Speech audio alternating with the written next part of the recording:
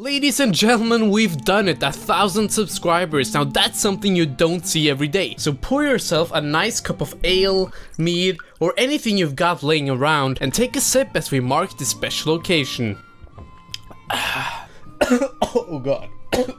And if none of you just did that with me, then I'm just some random dude in his bedroom all alone in his underwear drinking. And that's just very sad. But enough of that. We're taking a look at some very exciting Skyrim mods this video, starting with midsummer stylized grass for Skyrim SE. Yes, once again we start off with a grass mod, and a very interesting one at that. Midsummer is a grass modification for Skyrim with a focus on shorter stylized flora and saturated summertime landscapes. Compared to realistic grass field from the last video and Verdant, it sits somewhere in between with the shorter length of grass of realistic grass field and the vegetational variation of Verdant. The grass been stylized in a shorter way to not obscure gameplay. If you've ever used Verdant, you know what I'm talking about, as both items and corpses often get lost in the tall, dense grass. But not here, no.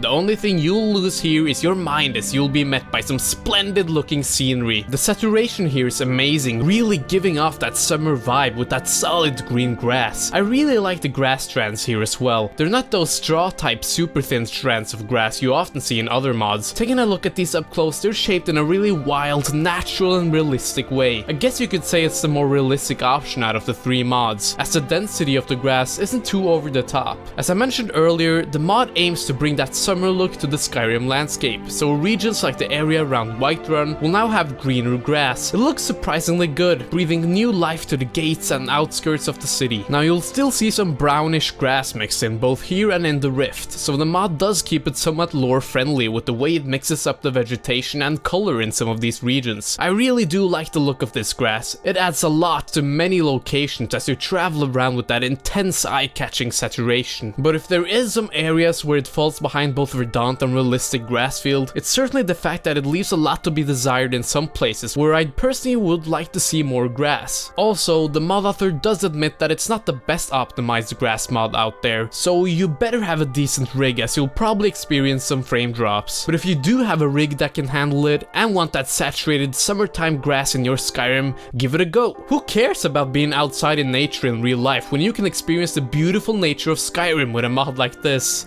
Now, continuing on the path of making your game look absolutely stunning, we've got a new water overhaul mod to take a look at in the form of Water for ENB. As suggested by the name, it's a water modification that takes full advantage of advanced features offered by ENBs. This is a water mod that you can truly customize to get that ultimate water of your dreams. When compared to my beloved pure waters, which I normally use, it's definitely up there. But what I really noticed when making these comparisons is that the vanilla water actually doesn't look that bad. That is, of course, until you compare it to mods like this that bring your rivers, ponds and oceans to a whole new level. When installing the mod, you'll get to make choices in texture quality as well as how you want river waters to flow and more. Everything from the waves to the crystal clear transparency of the water looks gorgeous. I really don't know whether to stick with pure waters or go with this one. It's really that good. I know a lot of you guys use realistic water too as well, but like this guy, you might never go back after trying Water for ENB. As you can see, no matter where you are, it manages to bring new life to these bodies of water. The way the waves slowly glimmer in the sun, the fresh clean look of it, it just makes you want to rip your clothes off and go for a swim. If it's one thing I appreciate in any game, it's good water graphics. With this mod, I often find myself just stopping and staring at the rivers and ponds as I pass by on my travels. If that doesn't tell you how good it looks, then I don't know what will. It's definitely worth checking out.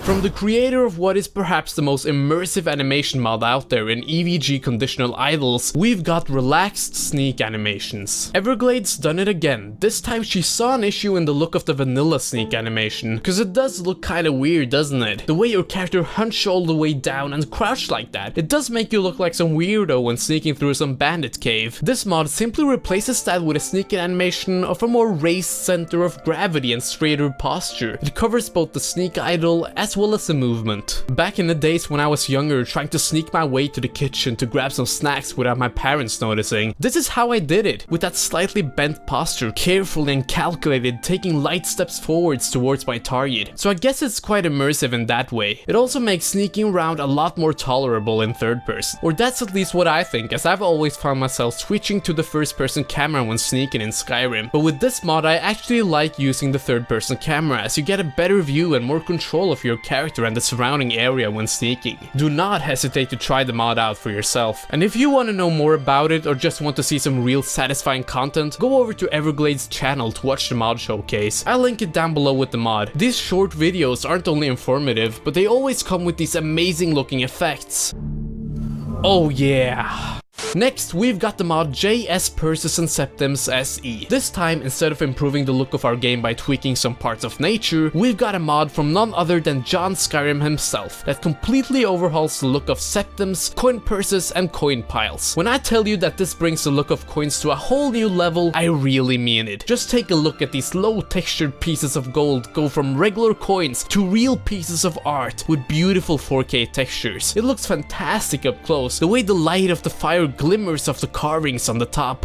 Damn, just wow. It looks so real. I can safely say that I've never wanted to hold a septum in my hand so bad before. This puts all kinds of coins we have in real life to shame. The metal's perfectly detailed and you can actually see what's written on them. The Empire is law. The law is sacred. Praise be Akatosh and all the divines. Man, the Empire do really like to put their shit on everything. Not only does the mod put its magical touch of awesomeness on septums alone, but also the big gold piles found in Solstheim, as well as coin purses. And oh, do these purses look stunning. Now they actually look like real purses that contain real coins. The quality on the leather bag, again, of the highest quality. If I had something like these purses myself, I'd stop using wallets and cards in a heartbeat. The mod author's done some amazing work here. Why shouldn't the gold that we spent so much time looting for on our adventures look their best? Now, in order to showcase the magnificence of this mod, I wanted to provide you guys with some amazing looking cinematic shots of big piles of gold. So then I began putting myself through what I knew was about to be a ton of suffering, manually spawning in coins one at a time. After a couple of minutes, I made notice of the fact that they were spawning in a circular formation, which then meant I had to manually stack the coins up by hand. Ladies and gentlemen, trust me when I tell you, you don't know true pain like when you accidentally put a coin into your inventory when trying to pile them up.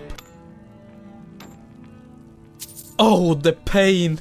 At this point right here, I'd spawned in hundreds, if not 1,000 septums, and my game crashed. Just like that, more than an hour of mind-dwindling suffering all gone. So please do remember to give the video a nice like for the mental sacrifice I went through for your entertainment. Back to the mod, yes, this should definitely be a part of any load order. Even if you think the mesh looks too coppery, there's also an alternative version that makes them look slightly more gold. You do see a lot of gold laying around when roaming the lands of Skyrim, so do your eyes a favor by installing the mod.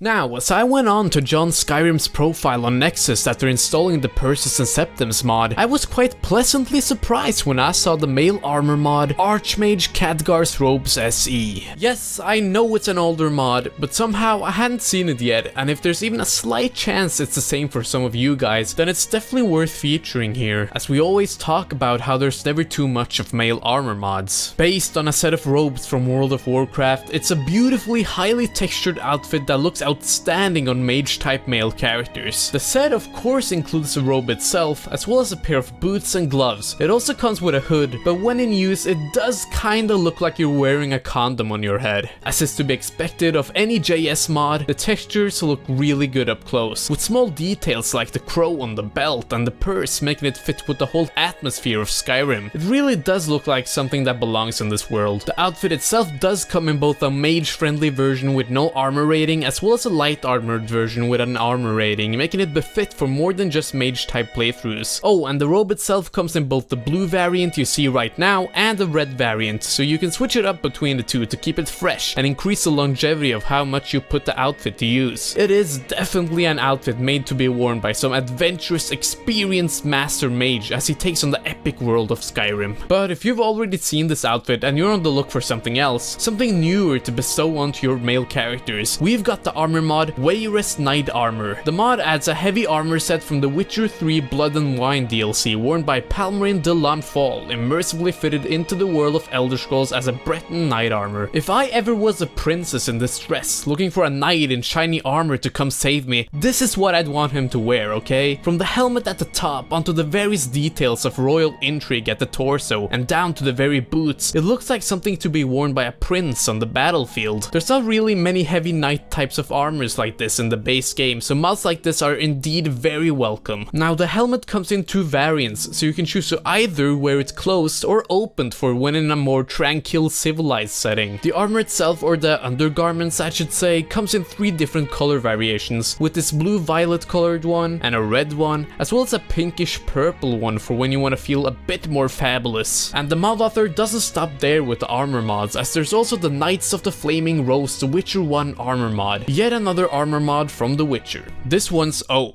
dude, really? As I was saying, this one's oh god man, come on, I'm trying to make a video here.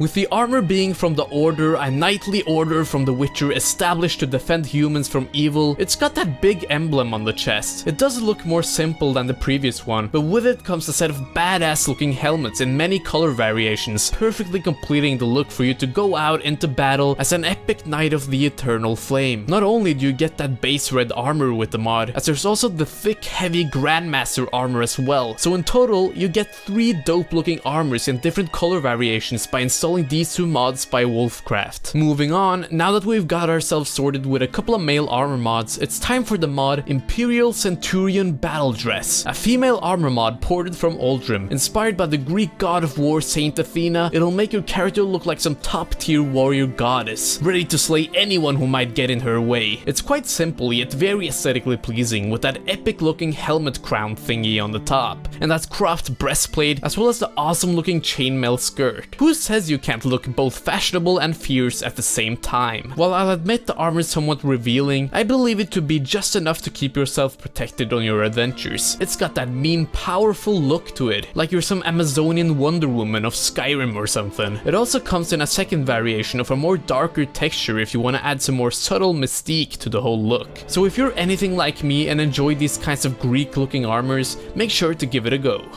Next up, we have the mod Colorful Bound Weapons SE. You know, I've always been a fan of the bound weapons in Skyrim. It's just that they get kinda boring after a while, as there's not too much to them in terms of both looks and when in use. This mod adds 6 new colors of summonable bound weapons in forms of bows and arrows, as well as axes and swords. All the colors look vastly distinct from one another, so they can fit lots of different types of character playthroughs, whether you're some Nordic hero of the cold or a divine being of the heavens. The spells work in the exact same way as any bound weapon spell do. You learn the spell, then equip it, use it, and voila, out comes a weapon. This mod was actually released for Oldrim back in 2017, but it was scrapped by the mod author after only 3 weeks. Luckily for us, Cyborg Armgun has brought it back, revamping and polishing it with new colors in the works, so there's more to look forward to. The spell tomes are to be found in an inconspicuous knapsack situated above the Markart's stables. I'm very glad the mod's been brought back. These colorful bound weapons look really cool. And last up, we've got another stunning looking mod in the form of Ivy by Mary. Her plant-based overhaul mods are always good, and this time it's no different. If there's something that just completes the whole look of the various villages in Skyrim, it's definitely the ivy hanging off outer walls and houses. So why not make him look even better with these wonderful looking 4K textured ivies? Just take a close look and see the change in quality. This is as real as it gets, folk. These look amazingly good.